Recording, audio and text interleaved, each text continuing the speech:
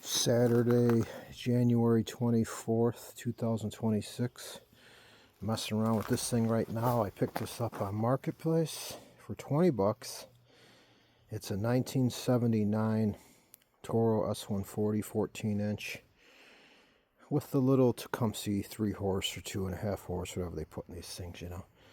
And it was like never used. The thing's been just sitting in a corner of a garage for 40 years or longer, you know. And the guy thought it was seized up, you know, when I went, and that's why he sold it for so cheap. And I'm looking at it, I'm like, seized up. I said, did anyone put straight gas in it? And he's like, no, always premix, you know. And okay, I'll take a risk because I have another motor I could have thrown in it. So I'm like, well, I'll take it anyways, you know. But looking at it, I mean, this is another 1979 20-inch, and you can just see the color difference, you know, which tells me that this one was just sitting somewhere in a garage. You know, this one here must have been just the faded paint, a little bit of sunlight hitting it, you know, does that to the paint. But this one I got running good too. It was locally. I found this one. I paid 20 bucks for this one too. And again, you know, you can tell just by looking at them the wear and tear. I mean, look at the wheels are like brand new. For 1979, it's all original too. This one's chain drive, no belt on it, direct chain drive. So I'm like, what the hell, you know, these are kind of nice because they're super lightweight. They got that secondary handle so you can work them like a shovel. And then they don't have the chute, so they don't clog, you know. They're great for doing patios, porches, and steps, stuff like that. I mean, this one here is under 30 pounds. So, yeah, for 20 bucks I figured, what the hell. So all it was it was hydro locked, you know, an old crispy diaphragm in the carb. So I couldn't pull it over. It was seized up when I went and picked it up. I'm like, oh, I'll look at it when I get home. Not too worried about it. And all it was, you know, the old crispy diaphragm was stuck in like the on position, always pressing on the needle. So as soon as you poured gas in, it would just run straight into the engine, flood the engine right out, the whole cylinder, crankcase and everything.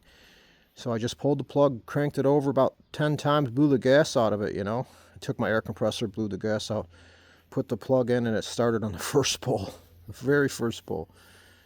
And but then I cleaned the carb, you know. I put a new diaphragm and all new O-rings in it, and I went over everything, you know. So I got some fresh gas in it right now, some non-ethanol. Just rebuilt the carb. So I'm gonna see what's gonna happen here, how well it runs. And yeah, I'll probably bring this to my cabin, I'm thinking. I'll use it on my deck and steps. It's like, I mean, what are they worth? You know, it's like the only one I've ever seen in the 14-inch format. I think it was like the lightest, smallest gas-powered snowblower Toro ever made, from what I read. And they both date to 1979, which is quite remarkable that they're still running, and running real good.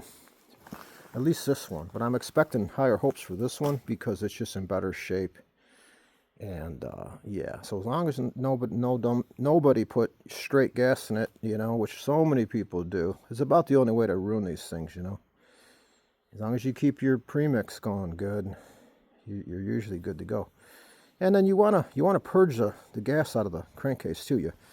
It's real important with these old ones, you know, when they're running, get them running high throttle and just kind of tilt them back for 2-3 minutes, not 30 seconds, 40 seconds at a time. Just keep doing this till it purges all the gas out of the crankcase, and sometimes it'll run 100% better just by doing that.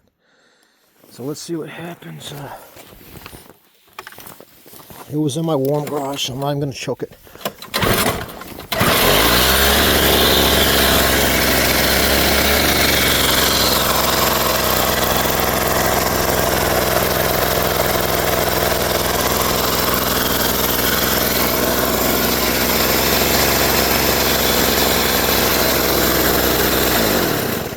Pretty much what I expected.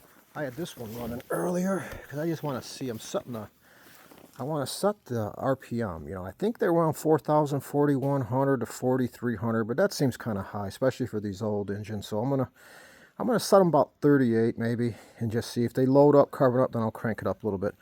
But I don't want to burn them up and run them full throttle, being as old as they are. There's no point in that. I'm not going to work them hard, so why beat them up, you know? I don't see the point in that. I have other snowblowers that can do that.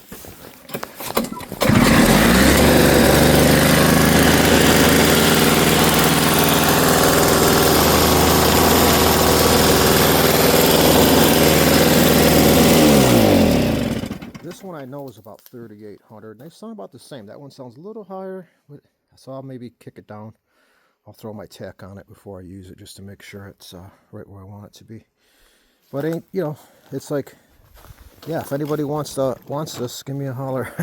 It's like, it has to have some value to it being so rare, because I'm 59. I've never seen one my entire life other than that one I seen on Facebook, you know. So they exist, I guess, but I'm sure they're getting more rare every day, you know. I'll talk to you later. Take care. Bye-bye.